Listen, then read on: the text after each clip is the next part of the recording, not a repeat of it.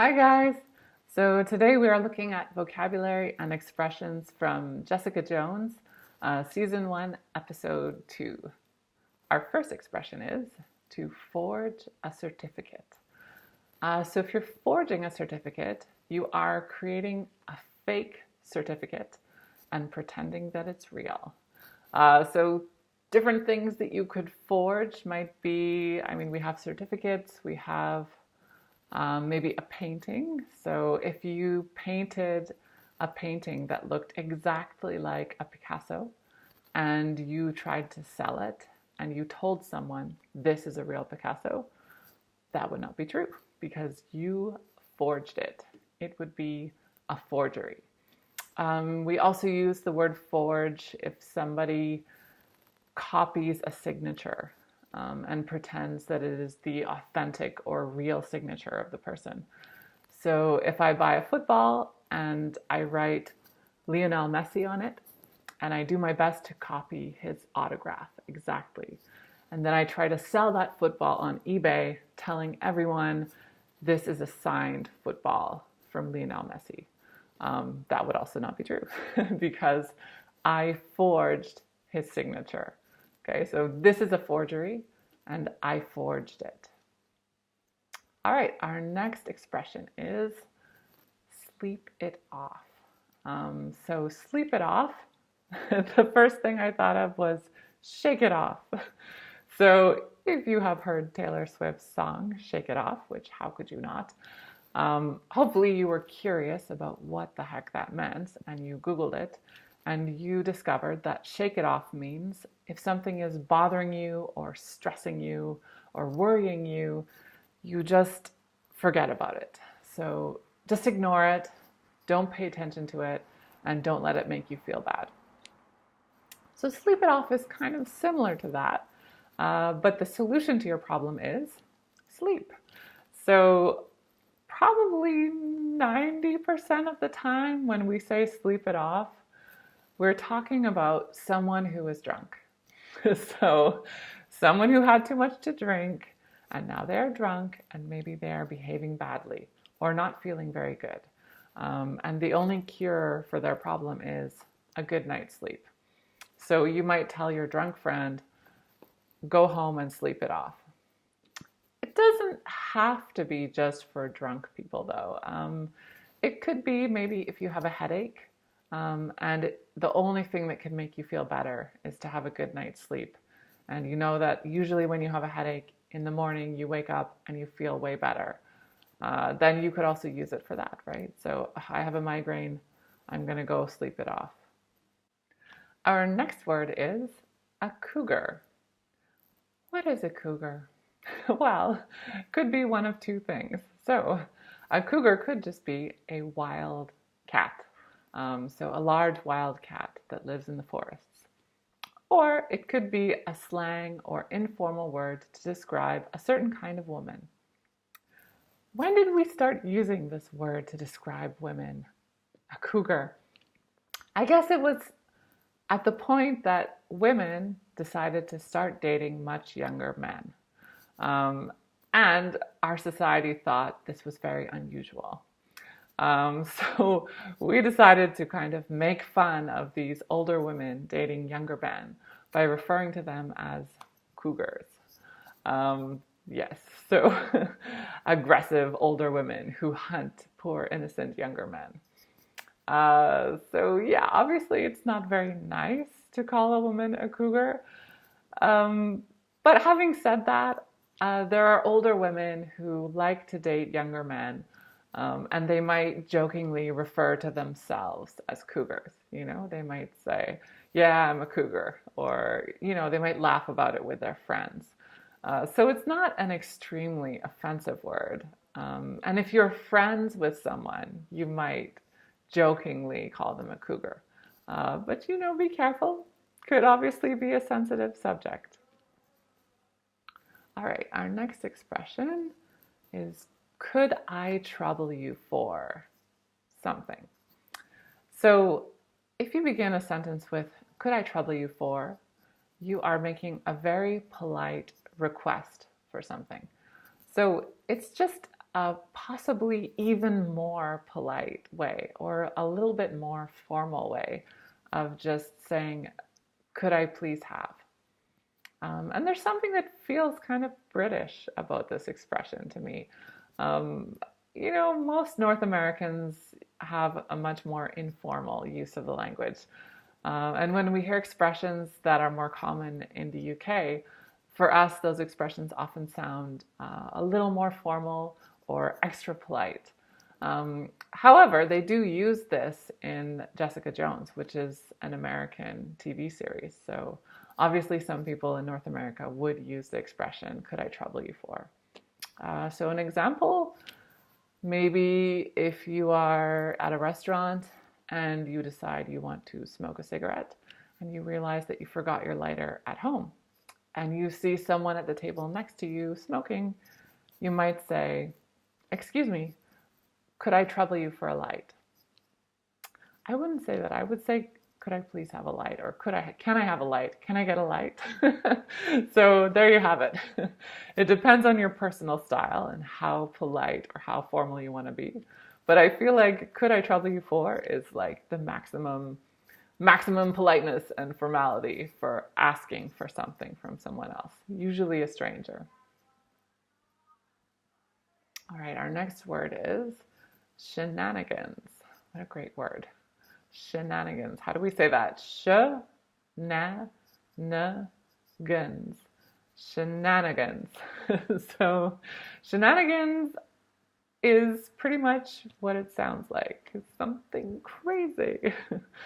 So if you are up to some shenanigans or involved in shenanigans, so shenanigans is a noun, you are doing something silly and usually mischievous. So you're up to some kind of trouble. Nothing too serious, but yeah. So examples of shenanigans. Maybe Halloween is coming up and you have a really great zombie costume. And you decide just before your roommate comes home to dress up in your zombie costume and hide in the closet. And when your roommate comes home, you jump out and scare the crap out of him. All right, so the next day when you're laughing about it and telling all your friends, you might say something like, you won't believe the shenanigans that occurred in our apartment last night. Or maybe your friends are asking what happened on the weekend. They might say, so what shenanigans did you get up to on the weekend? You might say, nothing, I was just studying. Or if you did get up to some shenanigans, you might say, oh, the usual shenanigans. We went out, we got drunk, Stella started dancing on the table, and then we ended up eating breakfast at Denny's at 3 a.m, and I stole a mug from Denny's. So that would be an example of shenanigans. All right, our next phrasal verb is get over. And get over is something that I've covered in my phrasal verb videos. And it comes up again here in Jessica Jones episode 2. So yes, just take a look at that here if you're not sure what get over means, and you will find your full explanation. All right, our next idiom, to pull some strings.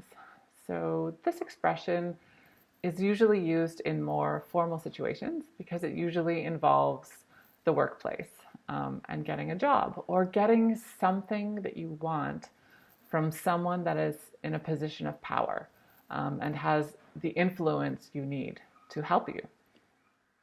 So for example, maybe my friend just graduated from university and he's really interested in working at IBM. And my brother works at IBM and maybe he's got a position high up in the company. So my friend might say, do you know any way that I might be able to get an interview at IBM? And I might reply, well, I could see if my brother could pull some strings, or I can see if my brother could pull some strings for you. So my brother is in a position of power. Maybe he can use his influence to get you an interview. So pulling strings is not illegal. But if you're not someone who is benefiting from those strings being pulled, you might see that in a negative light, of course, and you feel that it's unfair. So the connotation of pulling strings just depends on what side you're on. So if you're benefiting from that, then it's a good thing. If you're losing out because someone else has an unfair advantage because someone has pulled strings for them, then it would be a bad thing. All right, our next one is an acronym. It is DOA. So you're never going to need to use DOA unless you work in a hospital or maybe in a legal setting or with the police. So DOA is a hospital code for dead on arrival. So this means that when a person arrives at the hospital, they're already dead. So they might use this, I guess, in their files to classify someone. So I know what it means because I watch TV series involving crime or law, or, you know, if a murder happens and there's a scene in the hospital, then you might hear the expression, he was DOA. And it comes up in this Jessica Jones episode. So there you have it, dead on arrival. All right, our next one. Oh, I love this expression. Steer clear of something. Steer clear of that guy. He's crazy. All right, so let's go to the literal meaning of steering clear, which is you are driving your car and you see an animal on the road ahead. What do? You steer clear of the animal. So you turn your car and you try to avoid the animal by as much space as you can because it's dangerous and nothing good will come of that. So as a metaphor, telling someone steer clear of a person or a place or a thing, it means stay away from that person, place, or thing because they're dangerous or they're just going to lead to something bad. So yeah, steer clear of that crazy looking guy on the corner. So just cross the street and stay well away from him. Or maybe steer clear, you could use it in the workplace. Like if you're considering taking on a new client and in your first contact with them, they reply with an email that's only 3 words. Probably steer clear of that client. Like, don't be involved any further. Don't take them on. Food, maybe. So maybe I had pizza at the pizza place at the end of Granville Street last week, and I felt really sick after. I might tell you, steer clear of that pizza place. Or I might say, you know what? I'm steering clear of all cheap pizza restaurants for the next year. I'm just going to steer clear of them. So stay well away from them. All right, our next expression, messed up. That's messed up. So if you've watched my Breaking Bad vocabulary video, you already learned messed up. And if you haven't, you can see it here. And our final one is to make a living. So to make a living is just talking about what you do for work. So what you do to earn money, what your job is. But we usually use it in the context where we're focusing on the necessity of earning money or some difficulty earning enough money or making enough money. So if you meet someone at a party and you want to know what they do, you would just ask them, what do you do? Or what line of work are you in? Okay, so just no connotation, just an open question, curious about what kind of work they do. But you might use the expression to make a living if you were saying, Vancouver is such an expensive city to live in. And most of the jobs here don't pay enough. So it's really hard to make a living in Vancouver, or it's tough to make a living these days, or it's hard to make a living as a waitress.